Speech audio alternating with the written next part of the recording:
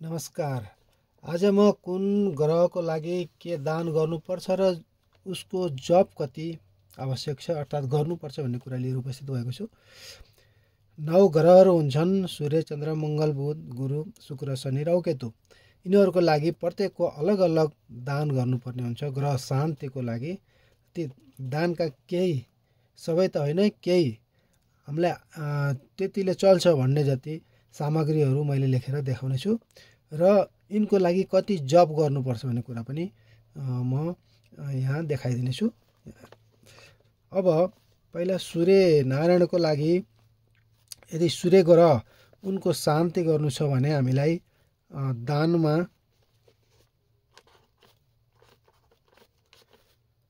दानमा आवश्यक हुन्छ तामा, गहुँ, रातो वस्त्र,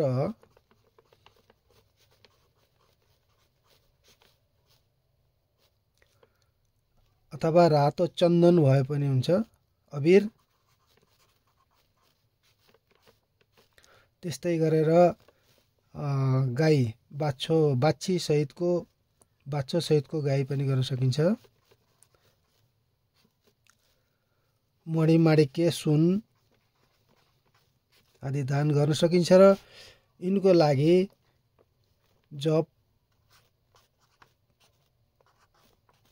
जप सङ्ख्या, सूर्यनारायणको लागि जप सङ्ख्या 7,000 जप गर्नुपर्ने हुन्छ। चन्द्रमा यदि खराब छन् भने चन्द्रमा ग्रह शान्ति गर्नको लागि हामीलाई दही,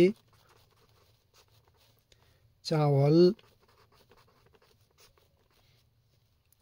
अथवा सेतो कपडा,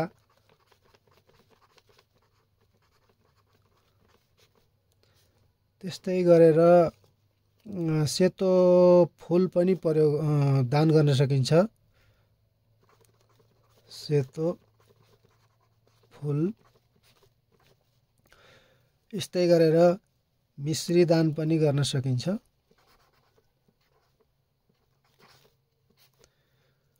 यस्तै अनेक चिजहरू छन्, सेता वस्तुहरू दान गर्न सकिन्छ। र चन्द्रमाको लागि जप सङ्ख्या भनेको 11,000 हो। 11,000। यदि मङ्गल ग्रह खराब छन् र यिनको शान्ति गर्नु छ भने तामा, गहुँ पनि चल्छ,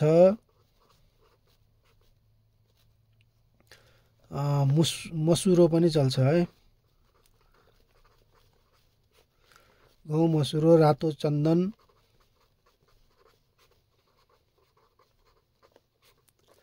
त्यस्तै गरेर रातो कपडा पनि चल्छ।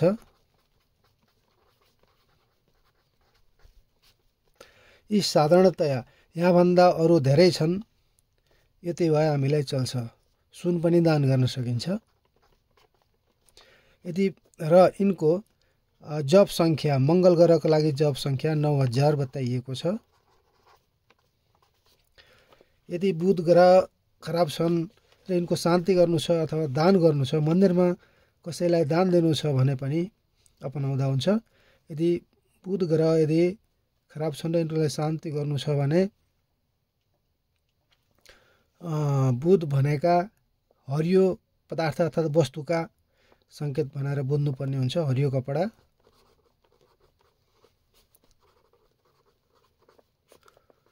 त्यस्तै गरेर मुगी मास, घिउ पनि दान गर्न सकिन्छ। घिउ, त्यसपछि कालो बाछो,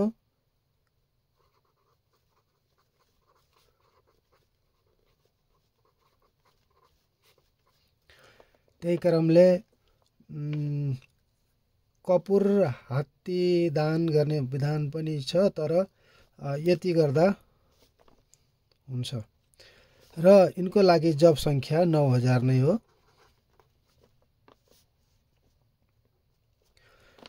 बृहस्पति अर्थात् गुरु यदि खराब छन् र यिनको शान्ति गर्नु छ भने यिनको लागि चिनी दान गर्न सकिन्छ। पहेँलो चिज अर्थात् पहेँलो वस्तु बेसार पनि दान गर्न सकिन्छ। पहेँलो कपडा अर्थात् बेसार, हल्दी पनि भनिन्छ। र तिनको लागि पुस्तक पनि दान गर्न सकिन्छ है, बृहस्पति ग्रहको लागि। र यिनको जप सङ्ख्या भनेको 19,000 हो। त्यस्तै गरेर शुक्र ग्रह यदि शान्ति गर्नु छ भने शुक्र ग्रहको लागि सेतो वस्तु अर्थात् चावल, सेतो कपडा,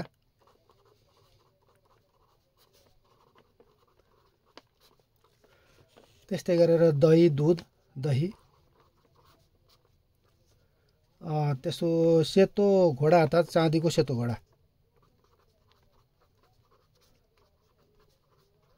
घोडा दान गर्न सकिन्छ। सेतो फुल पनि दान गर्न सकिन्छ। त्यसै सेतो वस्तुहरू दान गर्न सकिन्छ।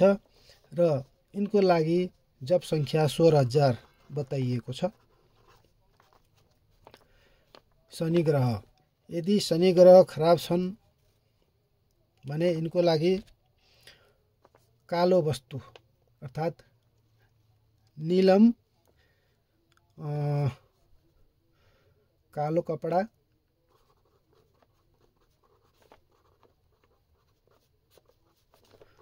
नीलम, त्यस्तै गरेर तिल र तोरीको तेल पनि दान गर्न सकिन्छ। तिल, तोरीको तेल, अरू चल्दैन। यसरी शनि ग्रह शान्ति गर्न सकिन्छ। र यिनको लागि जप सङ्ख्या भनेको 23,000 हो।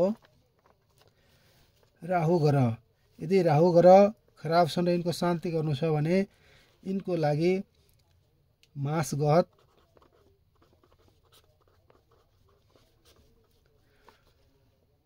त्यस्तै गरेर कालो वस्तु, यिनलाई पनि कालो नै चल्छ, कालो वा निलो फुल भए पनि हुन्छ, तोरीको तेल,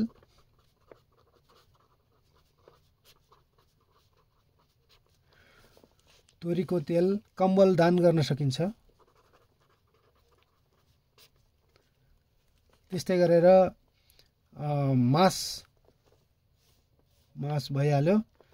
र निलो कपडा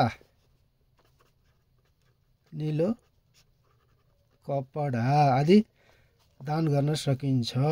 यो साधारणतः जति अट्यो त्यति मैले लेखेँ। यहाँभन्दा अरू पनि छन्, तर हामीलाई आवश्यक पर्ने यतिमा पनि काम चल्ने हुनाले मैले यहाँ छोटकरीमा बताउन गएँ। र यिनको जप सङ्ख्या 18,000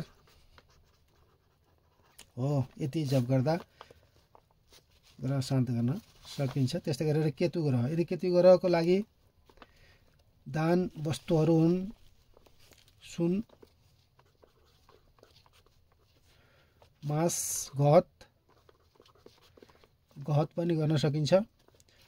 कालो कपडा,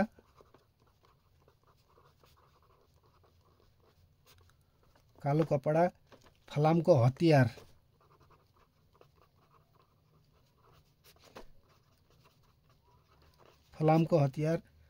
दान गर्न सकिन्छ। र तिलको तेल पनि बताइएको छ। यसरी ग्रह शान्ति गर्न सकिन्छ। र यिनको केतुको लागि जप सङ्ख्या भनेको 17,000 बताइएको छ। र यदि राहुको लागि पनि हतियार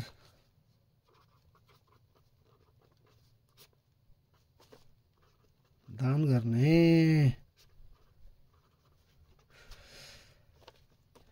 यसरी दान वस्तु र जप सङ्ख्या बताइएको छ।